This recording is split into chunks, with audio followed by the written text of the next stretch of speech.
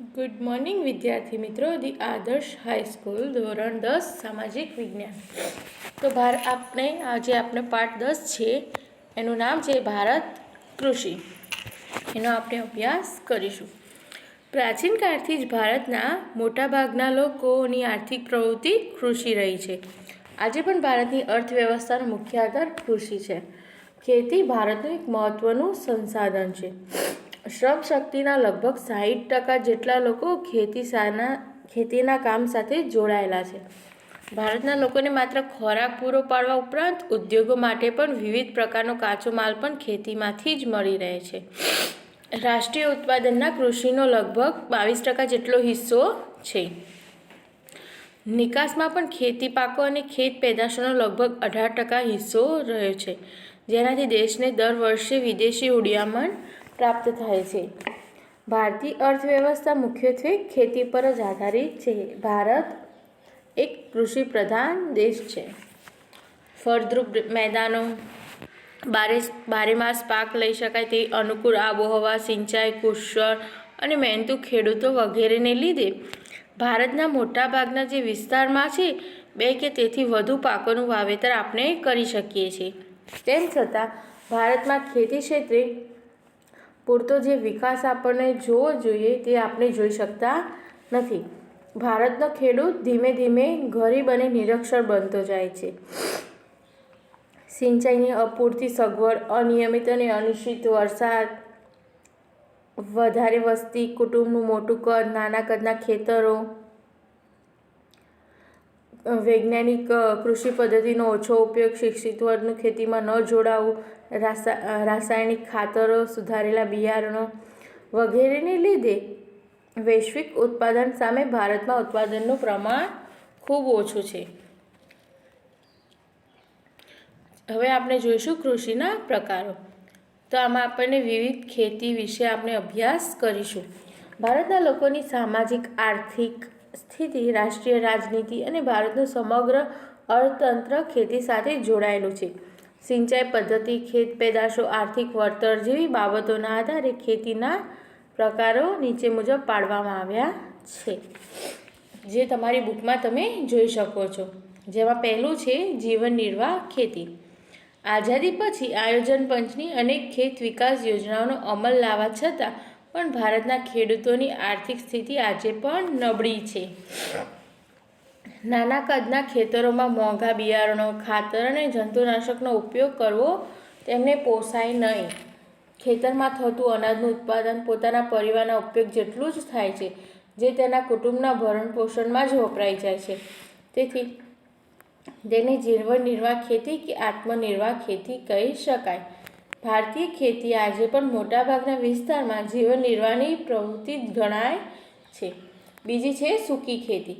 વરસાદ ઓછો પડે, સિંચાઈની અપૂરતી સગવડ, માત્ર વરસાદ પર જ આધારિત હોય તેવા વિસ્તારોમાં માત્ર જમીનમાં સંગ્રહાયેલા ભેજના આધારે એક જ પાક લેવામાં આવે છે, એટલે તેને સૂકી ખેતી કહેવામાં આવે છે.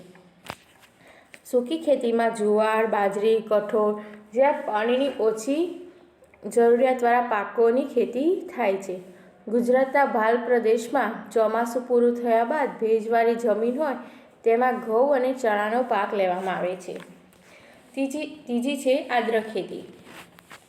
જ્યાં વરસાદનું પ્રમાણ વધુ હોય, સિંચાઈની સગવડો પણ વધુ હોય તેવા વિસ્તારોમાં આદ્ર ખેતી એટલે કે ભીની ખેતી કરવામાં આવે છે. વરસાદ ન પડે કે ઓછો પડે ત્યારે સિંચાઈ દ્વારા વર્ષમાં એક કરતાં વધુ પાક લઈ શકાય, જેમાં ડાંગર, શેરડી, કપાસ, ઘઉં અને શાકભાજીની ખેતી કરવામાં આવે છે.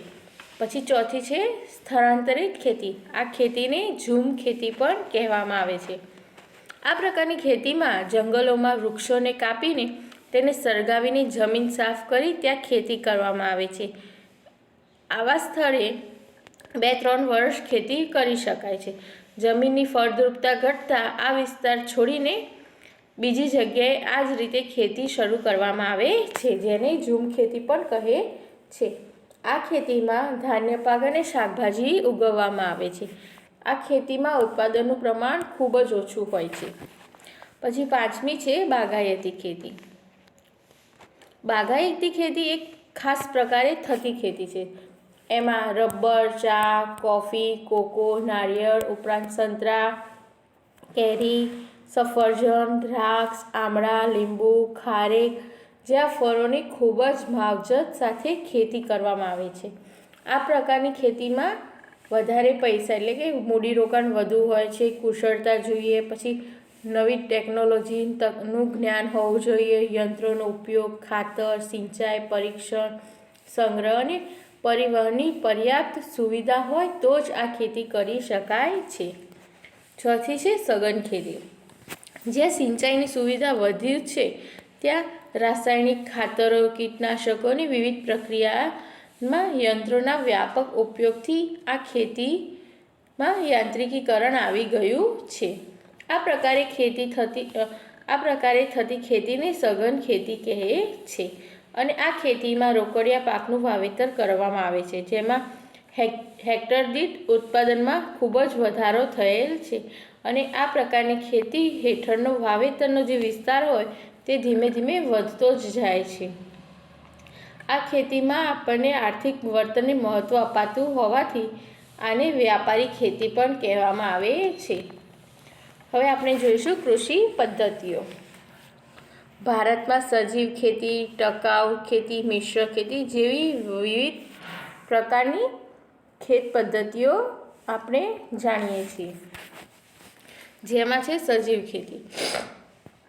જે પ્રમાણે રાસાયણિક ખાતર અને કીટનાશકોનો વપરાશ થઈ રહ્યો છે તેનાથી રસાયણની નુકસાનકારક અસરોના લીધે ધીરે ધીરે વર્તાવા લાગી છે. અનાજ, શાકભાજી અને ફળોમાં રસાયણો અને જંતુનાશકોની હાજરીને લીધે લોકોના સ્વાસ્થ્ય ઉપર ખૂબ જ ખરાબ અસર થઈ છે. પર્યાવરણને પણ વધારે નુકસાન થયેલું છે. જમીનની ઉત્પાદકતા અને ફળદ્રુપતા ઘટવા લાગી છે, જેના કારણે લાંબા સમય પછી આ જમીનમાંથી પાકનું ઉત્પાદન અને ગુણવત્તા બંને ઘટી જાય છે. સજીવ ખેતી એટલે એવી ખેતી કે જેમાં યુરિયા કે બીજા કોઈપણ પ્રકારના રાસાયણિક ખાતરો, જંતુનાશકોનો ઉપયોગ કરવામાં આવતો નથી. પાકના પોષણ માટે છાણિયું ખાતર, અળસિયાનું ખાતર, કોમ્પોસ્ટ ખાતર જેવા પાક સંરક્ષણ માટે ગૌમૂત્ર, લીમડાનું દ્રાવણ, છાશ વગેરે જ વાપરવામાં આવે છે. સજીવ ખેતી એટલે કે જૈવિક ખેતીની પેદાશો પોષણયુક્ત હોય છે. એમાં કુદરતીનો સ્વાદ, મીઠાશ અને સોડમ રહેલું હોય છે. તેમાં વધુ ખનિજ, વિટામિન અને જીવશક્તિ આપતા તત્વો હોય છે. એટલે જૈવિક ખેત પેદાશોની અત્યારે ખૂબ જ માંગ છે, એટલે ખેડૂતોને પણ વળતર સારું મળે છે. પછી છે ટકાઉ ખેતી. આ ખેતીમાં જમીનની ફળદ્રુપતા લાંબા સમય સુધી ટકી રહે તે માટે પાકની ફેરબદલી એટલે કે એક પાક લેવાઈ જાય એટલે પછી બીજો પાક લેવામાં આવે છે, એટલે કે પાકની ફેરબદલી.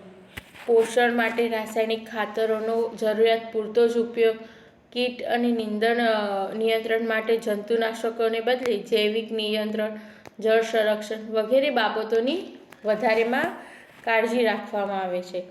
પછી છે મિશ્ર ખેતી. આ ખેતીમાં ખેતીની સાથે સાથે પશુપાલન, મરઘા બતક ઉછેર, મધમાખી અને મત્સ્ય ઉછેર જેવી પ્રવૃત્તિ પણ કરવામાં આવે છે. તો મિત્રો, હવે આપણે આગળના વિડીયોમાં ભારતની કૃષિ પેદાશો વિશે આપણે અભ્યાસ કરીશું.